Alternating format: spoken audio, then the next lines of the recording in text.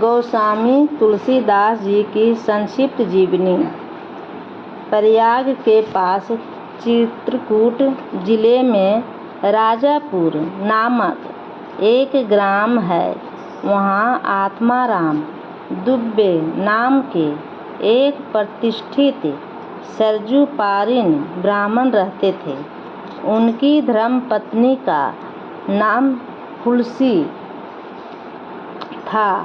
संवत 1554 की श्रावण शुक्ल सप्तमी के दिन अभियुक्त मूल नक्षत्र में इन्हीं भगवान दंपति के यहाँ 12 महीने तक गर्भ में रहने का पश्चात गोस्वामी तुलसीदास जी का जन्म हुआ। जन्मते समय बालक तुलसीदास रोए नहीं, किंतु उनके मुख से राम का शब्द निकला। उनके मुख में 32 दांत मौजूद थे। उनका डील डौल 5 वर्ष के बालक का सा था। इस प्रकार के अद्भुत बालक को देखकर पिता अबंडलकी से भयभीत हो गए और उसके संबंध में कई प्रकार की कल्पनाएं करने लगे। माता तुलसी को यह देखकर बड़ी चिंता हुई। उन्होंने बालक के अनिष्ट की आशा रंग से 10वीं की रातों को नवजात शिशु को अपनी दासी के साथ उसके ससुराल भेज दिया और दूसरे दिन स्वयं इस असार संसार से चल बसी। दासी ने, जिसका नाम चुनिया था, बड़े प्रेम से बालक का पालन पोषण किया। जब तुलसीदास लगभग 5.5 वर्ष के हुए, चुनिया का भी देहांत हो गया। अब तो बालक अनाथ हो गया। वह द्वार द्वार भटकने लगा। इस पर गजनानी पार्वती को उस होनहार बालक पर दया आई।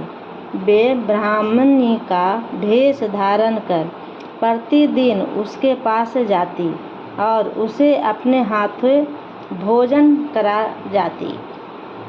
इधर भगवान शंकर जी की प्रेरणा से राम शौलर पर रहने वाले श्री आनंदानंद जी के प्रिय शिष्य श्री नरहरियानंद जी ने इस बालक को ढूंढ निकाला और उसका नाम राम बोला रखा। उसे वे अयोध्या ले गए और वहाँ संवत 1561 माघ शुक्ल पंचमी शुक्रवार को उसका एगो पवित्र संस्कार कराया। बिना सिखाए ही बालक राम बोलने गायत्री मंत्र का उच्चारण किया, जिसे देखकर सब लोग चकित हो गए। इसके बाद नरहरि स्वामी ने वैष्णवों के 5 संस्कार करके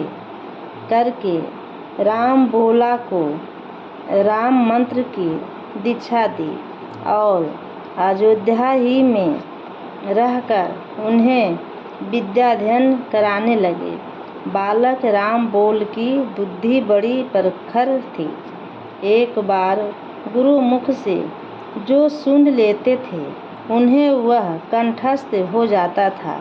वहाँ से कुछ दिन बाद गुरु शिष्य दोनों शुकर क्षेत्र सोरो पहुँचे। वहाँ श्री नरहरि जी ने तुलसीदास को रामचरित्र सुनाया। कुछ दिन बाद वे काशी चले आए। काशी में शेष सनातन जी के पास रहकर तुलसीदास ने 15 वर्ष तक वेदांत का अध्ययन किया। इधर लोक का वासना कुछ जागृत हो उठी और अपने विद्या गुरु से आज्ञा लेकर वे अपनी जन्मभूमि को लौट आए। वहाँ आकर उन्होंने देखा कि उनका परिवार सब नष्ट हो चुका है। उन्होंने विधि पूर्वक अपने पिता आदि का श्राद्ध किया और वहीं रहकर लोगों को भगवान राम की कथा सुनाने लगे।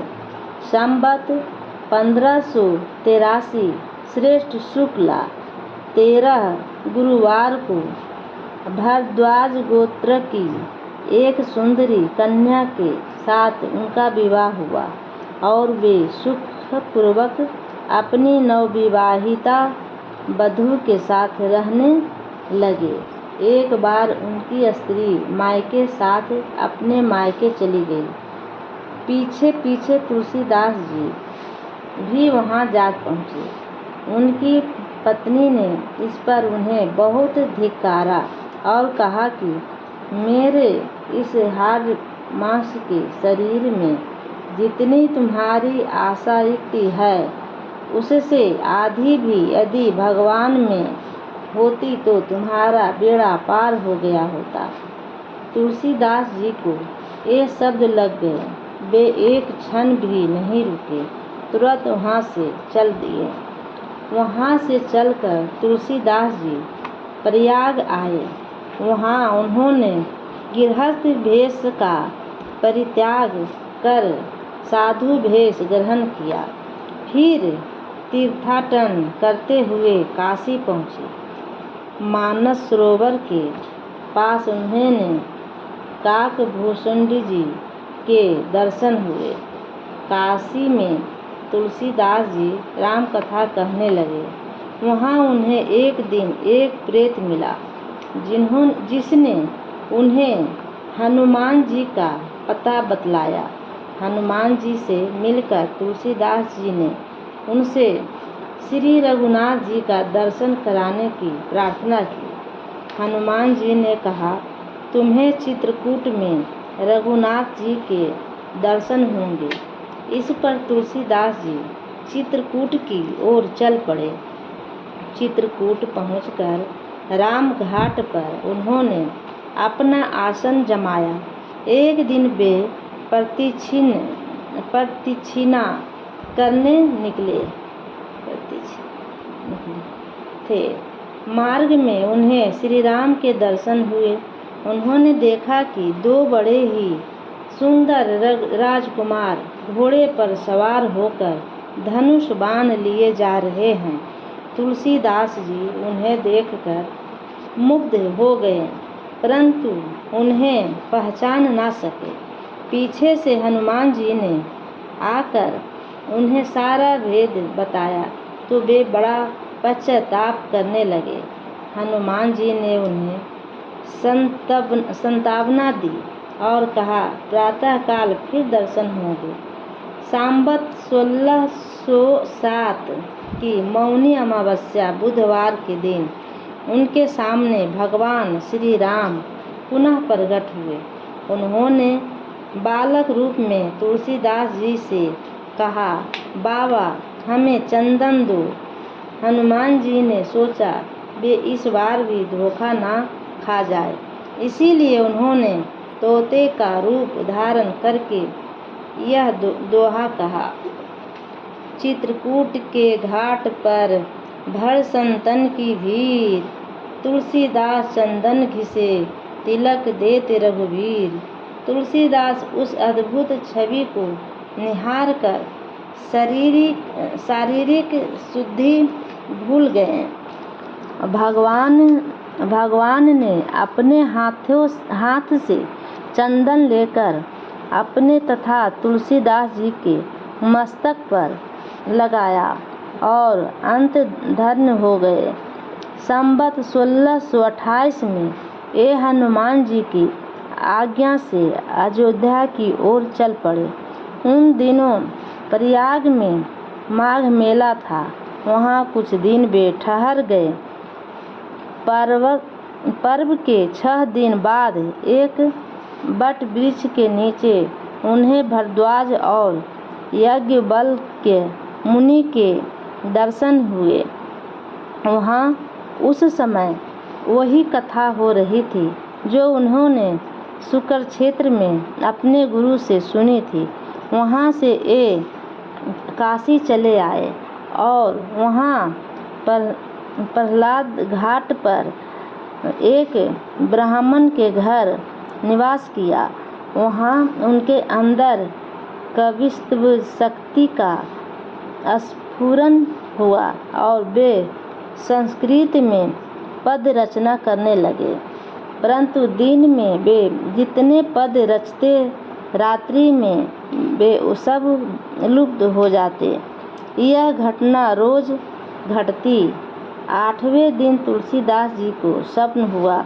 भगवान शंकर ने उन्हें आदेश दिया कि तुम अपनी भाषा में काव्य रचना करो। तुलसीदास जी की नींद उचट गई। वे उठकर बैठ गए। उसी समय भगवान शिव और पार्वती उनके सामने प्रकट हुए।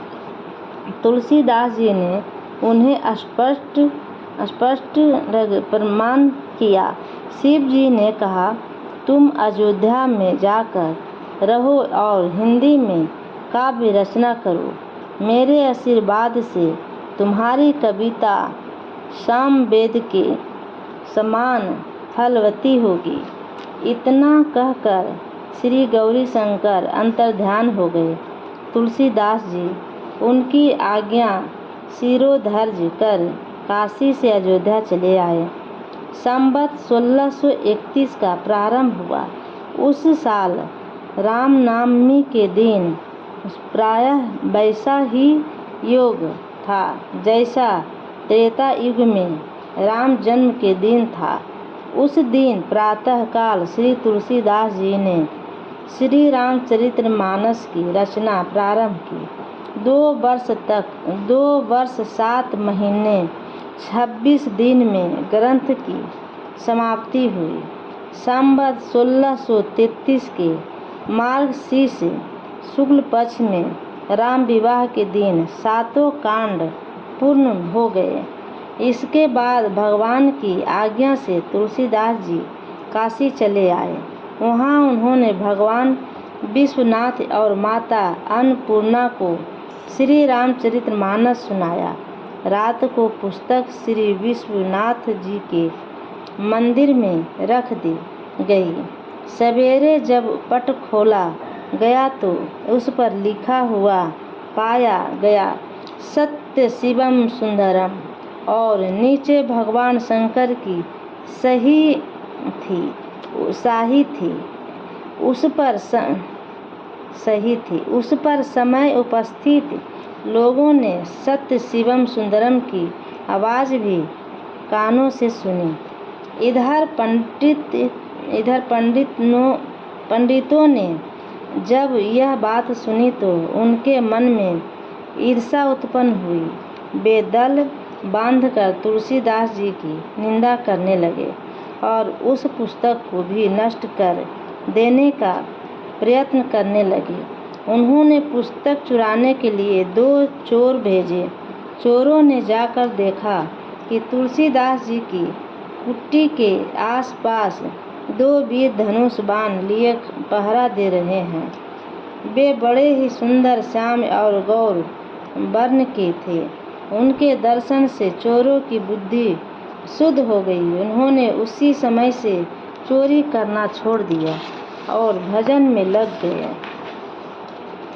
तुलसीदास जी ने अपने लिए भगवान को कष्ट हुआ जान कुटी का सारा सामान लुटा दिए। पुस्तक अपने मित्र टोरम लके यहाँ रख दिए। इसके बाद उन्होंने एक दूसरी प्रति लिखी। उसकी आधार पर दूसरी प्रतिलिपियाँ तैयार की जाने लगी। पुस्तक का प्रचार दिनों दिन बढ़ने लगा। इधर पंडितों ने और कोई उपाय न देख श्री मधुसूदन सरस्वती जी को उस पुस्तक को देखने की प्रेरणा की। श्री मधुसूदन सरस्वती जी ने उसे देख बड़ी प्रसन्नता प्रकट की और उस पर यह समाप्ति लिख दी। आनंद कानन